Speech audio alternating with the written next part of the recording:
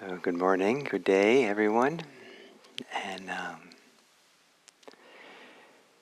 here to continue this story of the Dharma practice. And I would like to begin with a very short story also from the suttas, the ancient teachings. And it's a little bit, maybe it's paraphrased, like slightly maybe idealized. But it's often told this way, that the Buddha had a challenger. A challenger was called Mara. And Mara is somewhat of a mythic figure that sometimes he's translated into English as the evil one. Little bit devilish person, but a little bit kind of a cross between a devil and a trickster, maybe. There's no records in the suttas of him doing what we would call evil deeds. However, he has two primary things that he seems to do. He's kind of a half-god kind of mythic being. And that is,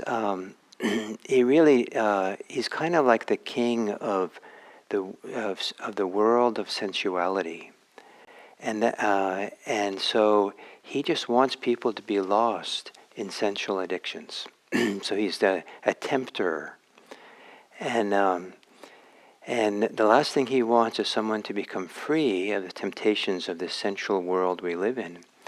And for someone to do this practice and become awake, then they become free.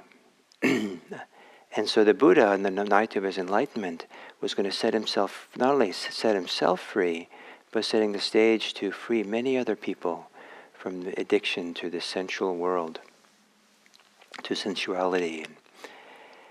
And so he attacked the Buddha. The Buddha, this image on the statue is related to the story of being attacked by Mara. The Buddha was enlightened, but then after he was enlightened, Mara would still come and try to challenge the Buddha. And if this mythic figure is really a projection of inner psychological forces that we have, then after he was enlightened, the Buddha still had some temptations.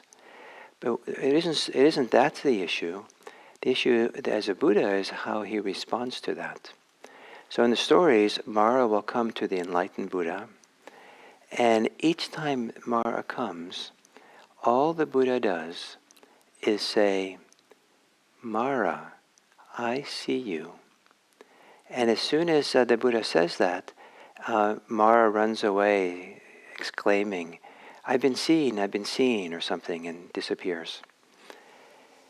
And so this freedom, this is a story of freedom, story of release from addiction, release from craving, release from temptations and whatever comes our way. And this powerful teaching, or pointing this powerful idea or fact that clearly seeing, directly, looking directly and seeing what is happening in our minds, that's desire, that's addiction, that's hatred, that's confusion. There's something very powerful about admitting it, the truth-telling of it, and seeing that I see you. And there's an emphatic, Mara, I see you. We might know that we have attachments and desires, but to say, there's an attachment, I see you. That emphasis, that clarity, not aggressively, not to make it go away. That Buddha's not trying to make Mara go away. He's just saying, I see you and I'm free of you. I'm free, I'm not caught in your spell. So that's a story that brings release, a story that points to how we can release ourselves. And with the clarity of seeing, really being honest, truthful. I think sometimes that mindfulness is honesty to ourselves. Just really be present. This is what's going on. And in that, finding our freedom, in that honesty, that clear seeing. So we will, maybe Mara will visit one or two of us during this meditation, and if that's the case, you might say, I see you, and see what happens. So, meditating in a meditation posture, and you might take a posture that is stable enough, strong enough, confident enough to withstand the onslaught of Mara and Mara's armies, just like the Buddha did at the night of his awakening. To really take time to find stability in the posture. And if you have any strength available, to sit in such a way that a little bit of that strength,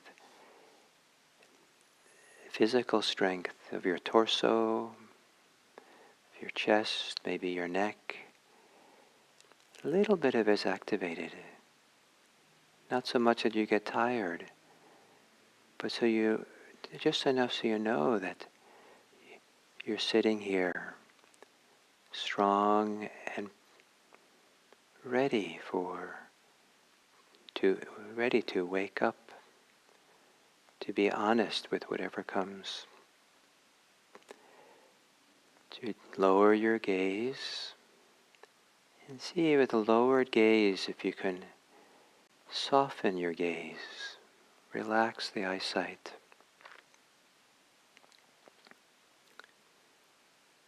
If it's comfortable, to gently close your eyes.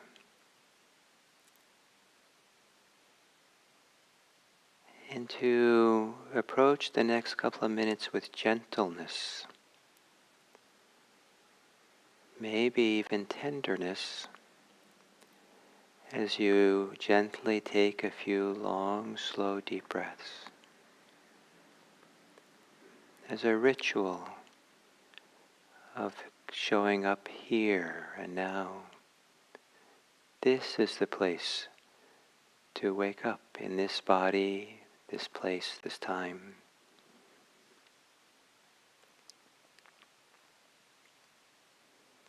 Relaxing on the exhale.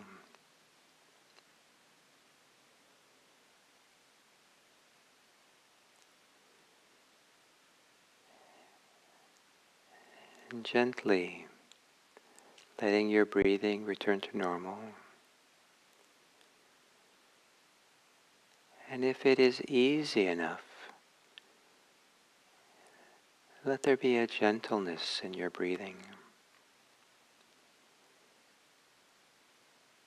And if it's not easy, don't bother. Breathe as you do.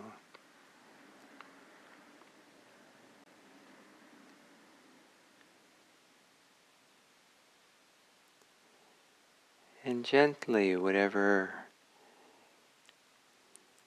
agitation there might be in the thinking mind, pressure, constriction, as you exhale, relax the thinking mind.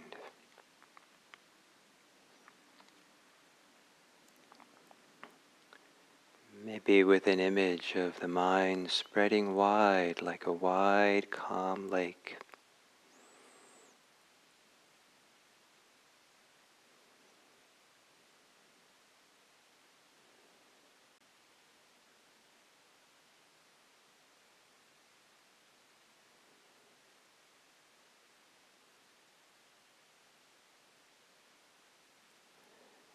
And then settling into the lake, into the bottom of the lake, in the torso, breathing.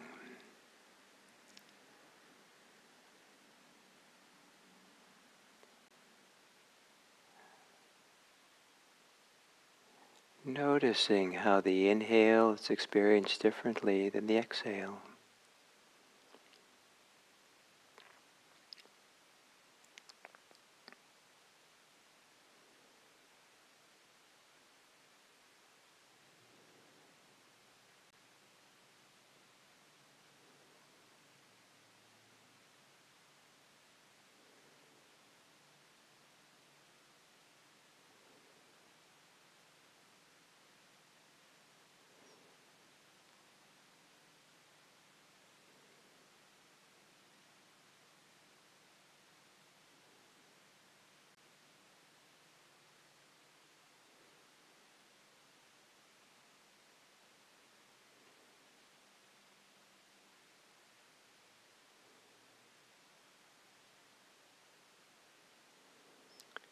And as you sit here this morning,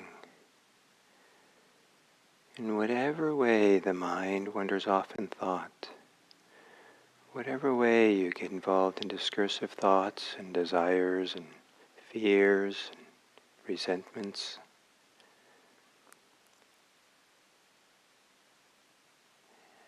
be honest about it.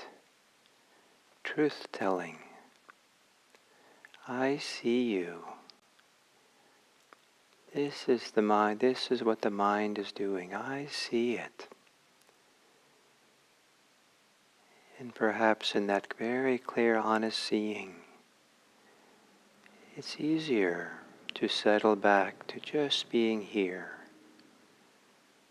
free, a little freer of the mind's preoccupations.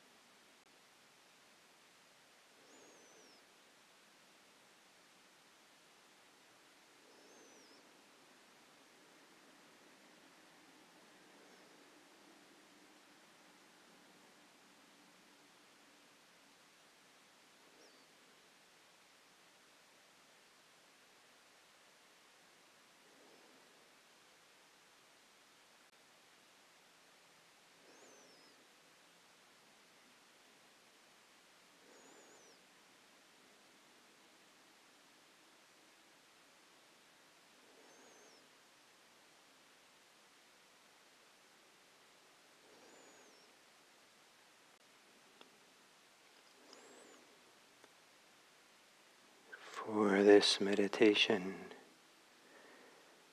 don't succumb to the unconscious belief that you have to think what you're thinking. Instead, see it. You might even say to yourself, I see you. I see that which gets tempted and pulled into this world of thoughts. Gently say it, maybe even lovingly, but say it clearly so there can be a bit of freedom.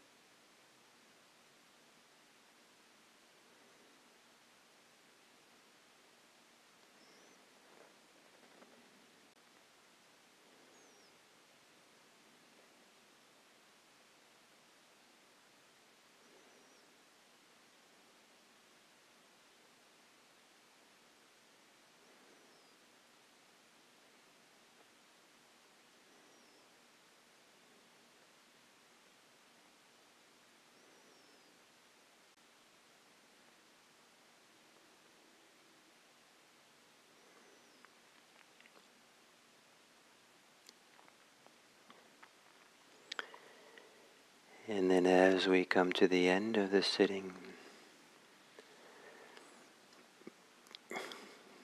to appreciate, to reflect on the idea that if we are free, spiritually free, psychologically free, that we will not assert ourselves onto others, will not push ourselves aggressively. And if we're free, there's no inner forces compelling us to withdraw or close down. Rather, we can be in the middle of this world of ours, seeing it. I see you. I see whatever it is. And then being in the middle, non-assertive and not pulling away. This is a opportunity for love, for kindness, for heartfulness in our connections to others and to ourselves. That's not possible if we assert or pull away.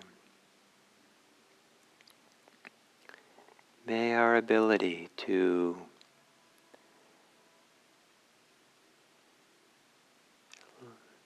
appreciate our capacity to be present honestly, clearly,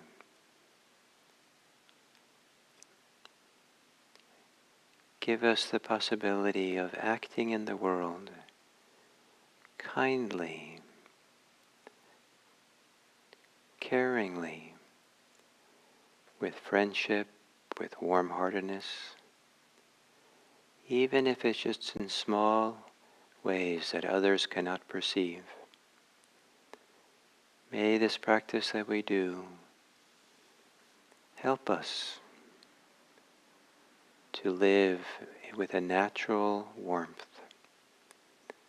May all beings be happier with our goodwill.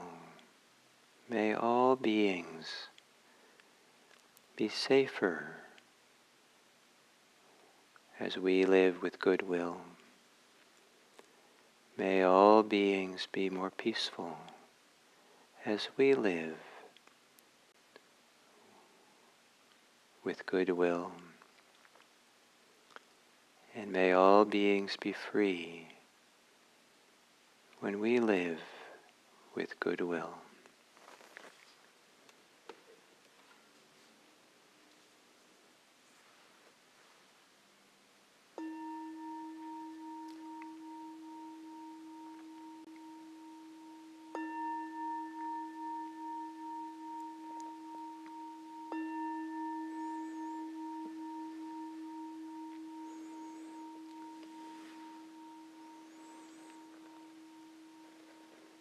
Thank you.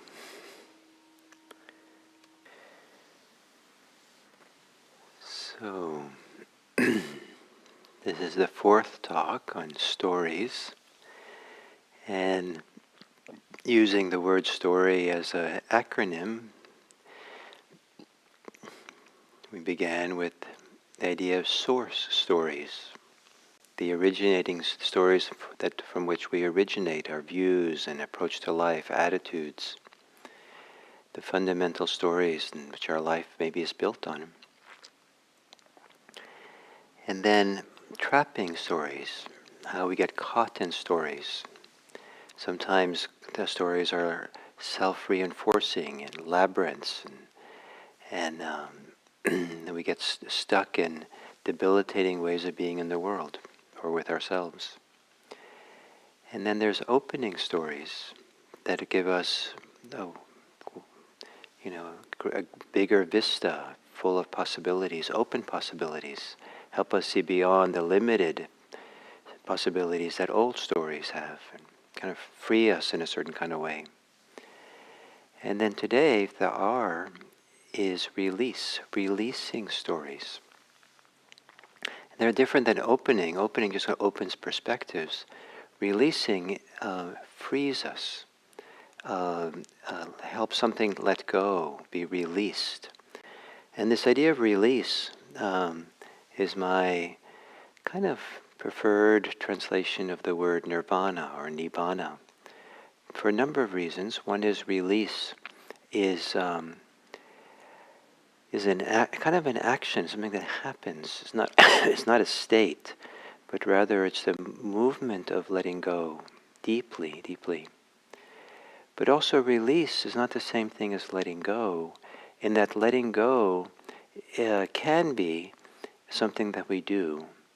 But in a sense, but release is something that we don't actually have control over. Not something we actually do ourselves. We set the conditions for it. We might let go deeply so there can be release. And this idea of release being more than just open to possibilities, but it's releasing even the idea of control. Now, in ordinary life, in practice, it's fine to have some degree of control and agency. It's important, actually. But in the spiritual realm, as we get deeper and deeper into practice, there's something about letting go of control that it becomes clear that this is what's needed. That at some point, the sense of control and being the agent and the doer, that is what's needed. We have to let go in a deep, deep way. Or let go and allow. And so this idea of allowing something that's not our agency to operate is part of the movement of this Buddhist spirituality. I think all forms of spirituality in deep practices have this emphasis. And so stories that help that. Stories that release us from stories. Stories that bring us the edge of stories. And so there's a few stories that come to mind. One is stories where we tell the truth. Sometimes we only become released from the burden of our guilt, the burden of our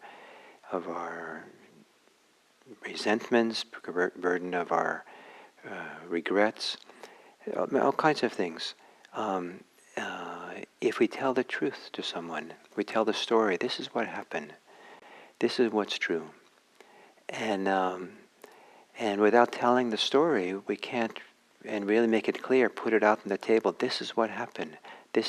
Sometimes it's telling our own story to someone, it could be a stranger even, but not keeping it bottled up, not keeping it kind of festering inside, but saying it. There's a kind of a confessional attitude sometimes to this heart of ours. We have to confess, we have to admit, we have to explain, we have to not carry secrets, we have to not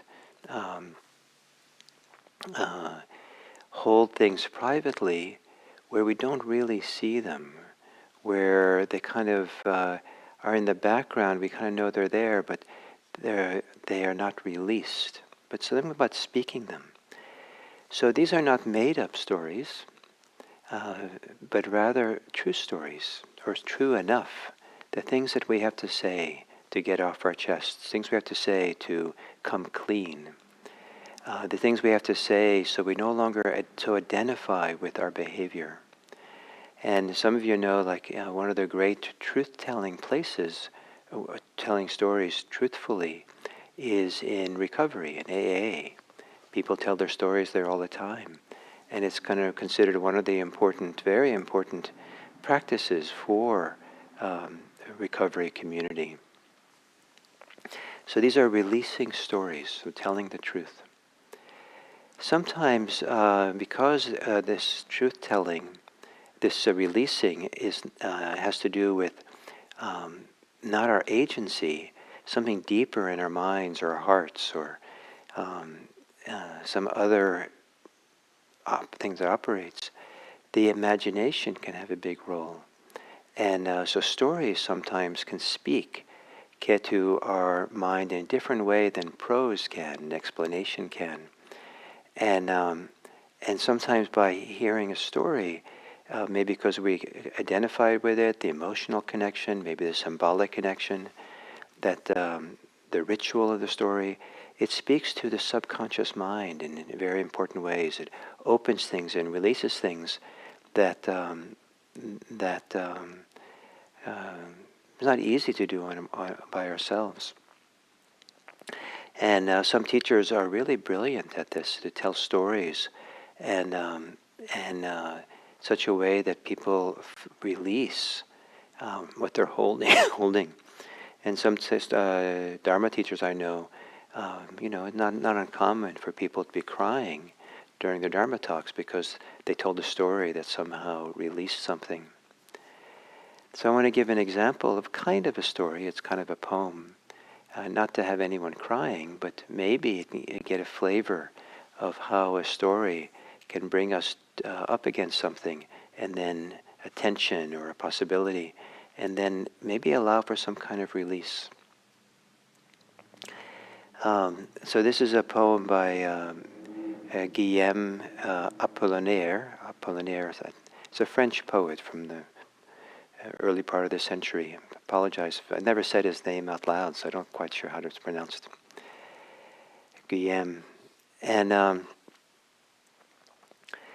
it's a very short poem, apparently. I think it stands by itself. And it goes something like this. He said, "Come to the edge." We said, "No, we'll fall." He said, "Come to the edge." We said, "No, we will fall." He said, "Come to the edge." So we did. And he pushed us. And we flew. So here, what is the edge that we get put against? That if we finally let go, really let go, rather than falling, we become free. We fly. So, I don't know if that telling of the poem, some of you might know the poem, so that maybe doesn't have much, you knew the punchline. But maybe some of you weren't expecting to hear the end. And maybe this idea of, that hearing, it flew. This is, maybe it evokes something different in you, and pointed you to something else than if you just tell the story, say, it's a good idea to let go. Let go deeply, don't be afraid, just let go. But the story can kind of bring us along, and almost like we identify, we live the story. And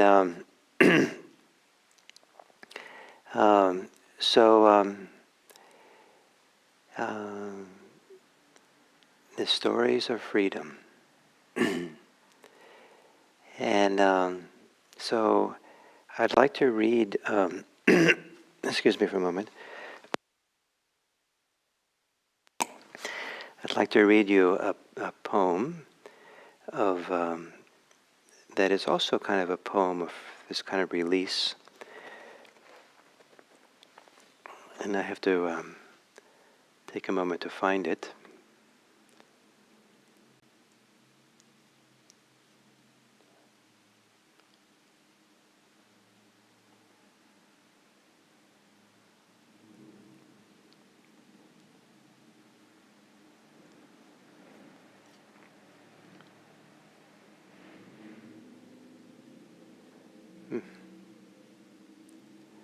Let's see if I can find it this way.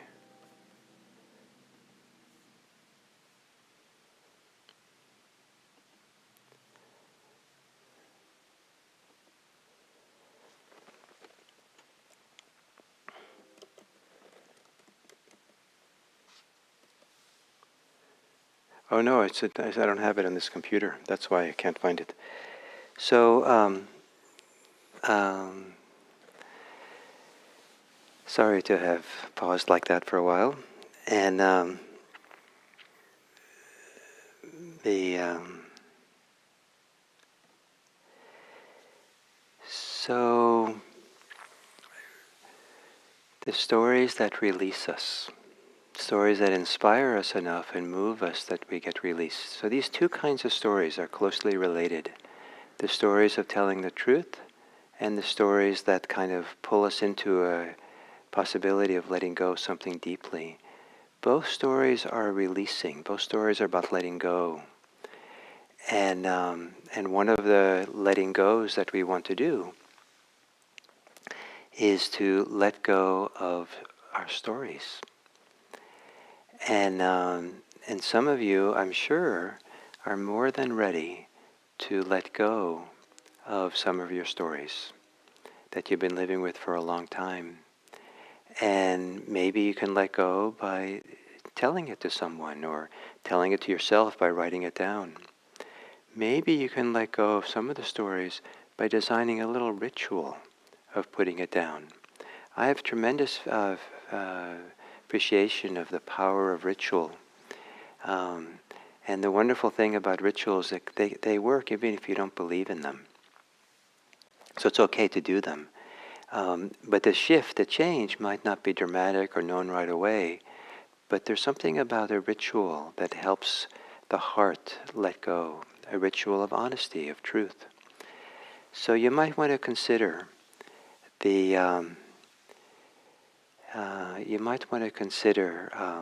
what stories have you lived in long enough that you'd like to release? And then that becomes a releasing story for you, a story of how you released your stories. So thank you very much. And so we have one more day for the acronym Y. And that'll be yes. And then I'll explain tomorrow what that means in relationship to story. Thank you.